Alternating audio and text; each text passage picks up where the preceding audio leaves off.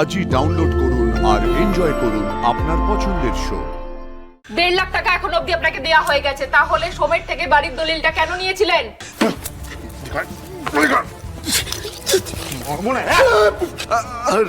আমি না যা করেছি ওই রায় সাহেবের কথাতেই করেছি, বিশ্বাস করুন। তোমরা দুজন কিছু লুকোচ্ছ না আমার থেকে? কিছু একটা লুকোচ্ছ। সোম, চুপ করে থেকো না। সোম, তুমি আমাকে বলেছিলে তুমি আমার থেকে কিচ্ছু লুকোবে না। সোম বলো, বাড়ির দলিলটা কোথায়? এসব লুকোচুরি খেলার সময় আমাদের নেই। কোথাও ধর, এই নে ধর। রঙ্গ তামাশা দেখা না দেখে চল আমরা যাই। সর সর সর, চলো সরে যাই। আয় সরে যা।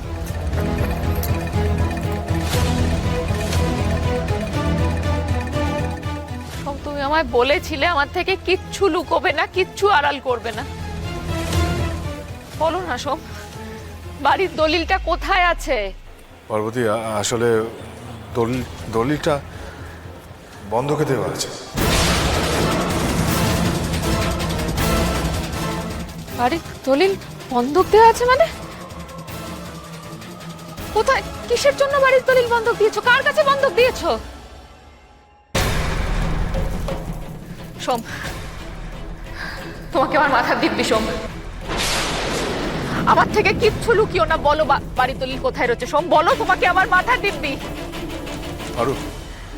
আরও তোমার ক্লিনিক খেলার জন্য যে টাকাটা তোমার প্রয়োজন ছিল, ওই টাকাটা আমি আগের দিন দিয়ে এসেছিলাম এই বাড়ির দলিল জমা রেখে।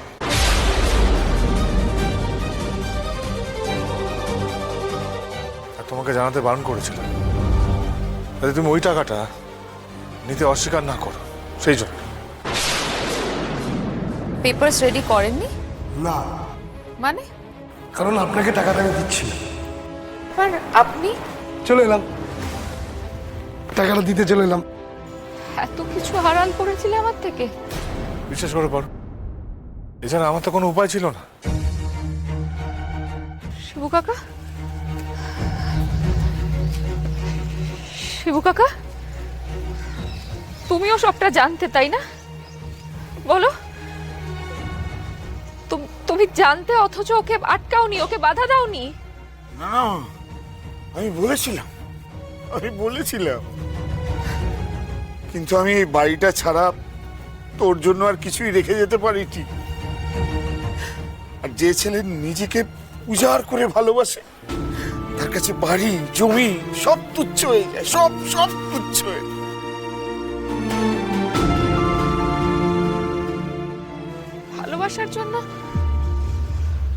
ভালোবাসার জন্য কেউ নিজের পরিবারকে এইভাবে পথে বসায়? বলো তো,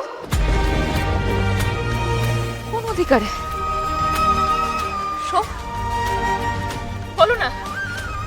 বলো না কোন অধিকারে? ক্লিনিকটা তো আমি পরেও খুলতে পারতাম, শুধুমাত্র আমার স্বপ্ন পূরণ করার জন্য তুমি নিজের বাবা, নিজের বোনেদের মাথার ওপর থেকে ছাদটুকু কেড়ে নিলে। এখন কি হবে? কি হবে এখন? বলো না, কি হবে এখন? পারু, তুমি আমার স্ত্রী, তোমার সকল ভার নেবার অঙ্গীকার করেছিলাম, শপথ করেছিলাম যাতে তোমার সবকিছু আমি ঠিক রাখতে পারি। আচ্ছা পারু, বলো তো, তোমার স্বপ্ন কি আমার স্বপ্ন নয়? বলো।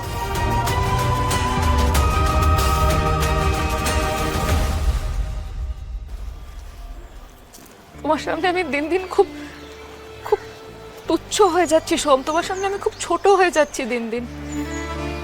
তোমার মতো মানুষের নাগাল পাচ্ছি না আমি। আর কত কাঁদাবে তুমি আমাকে বলতে পারো?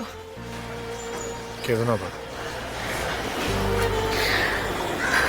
কেঁদো না, আমি তো আছি, আমি সব ঠিক করে দেবো। এইভাবে তো বাইরে দাঁড়িয়ে থাকা যায় না, কিছু তো একটা করতে হবে। আর এই সময় অন্যের বাড়িতে গিয়ে থাকা, সেটা কি ঠিক না? না, ওটা ঠিক হবে না কিন্তু। আচ্ছা বাবা, শোনো না, আমরা তালা ভেঙে ঢুকে যাই। আমরা তালা তো ভেঙে দিতে পারি।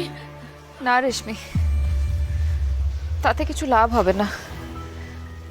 আইনকে তো গায়ের জোরে আটকানো যায় না, তো আইনকে আটকাতে হবে আইন দিয়েই। বেশ, তাহলে এখন কি করা উচিত আমাদের? সবার আগে আমাদের জানতে হবে যে বাড়ির দলিলটা ওই সুদখোর মলয় নাগের হাত থেকে বাবার কাছে গেল কি করে।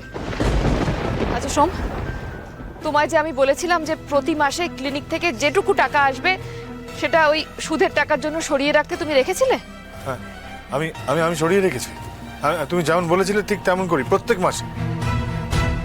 আমি কোনো মাসে, হ্যাঁ অবশ্য মাঝখানে 2-1 মাস আমি পারিনি, কিন্তু সেটার পরে আমি ঠিক মিটিয়ে দিয়েছি। ওই সমস্ত ক্যাশ টাকা আমার দোকানেই রাখা আছে। আমিও তো ওই রায়বাড়িতেই বড় হয়েছি, জমি বাড়ি সুদের হিসেব কিছুটা হলেও আমি জানি। তাহলে এখন সবার আগে আমাদের ওই মলয় নাগের সাথে একবার দেখা করতে হবে, এক্ষুনি। তাহলে চলো চলো শোন। বাবা, তুমি একটু ওদের দেখে রাখো। তোরা সাবধানে থাক, আমি আসছি, আমরা এক্ষুনি আসছি। চলো তোমরা সাবধানে যেও। পার্বতী,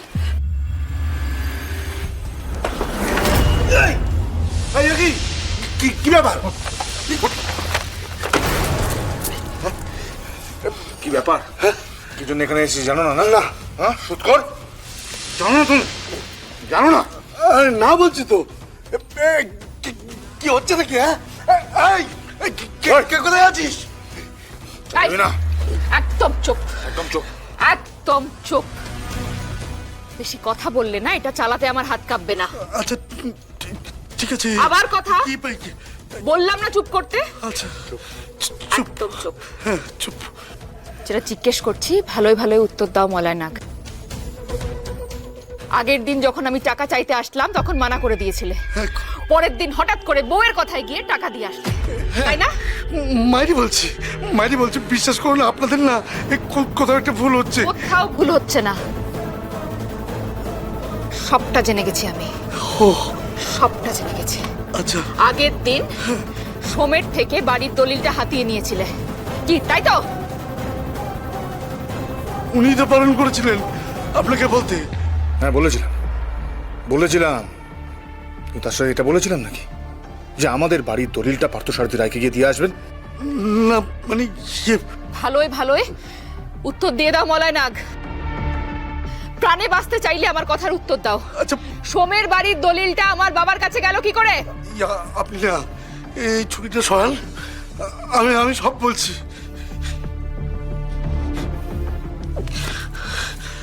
5 লাখ টাকা ধার নিয়েছিলাম, বলেছিলাম যে শোধ দিয়ে দেব। প্রতি মাসে সুদের টাকা পেয়েছেন। 1.5 লাখ টাকা এখন অবধি আপনাকে দেয়া হয়ে গেছে। তাহলে সোমের থেকে বাড়ির দলিলটা কেন নিয়েছিলেন? বলছি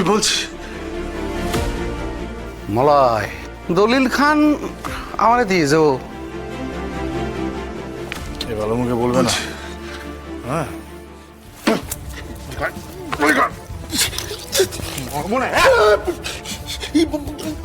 বলছি ওই আমি না যা করেছি ওই রায় সাহেবের কথাতেই করেছি, বিশ্বাস করুন।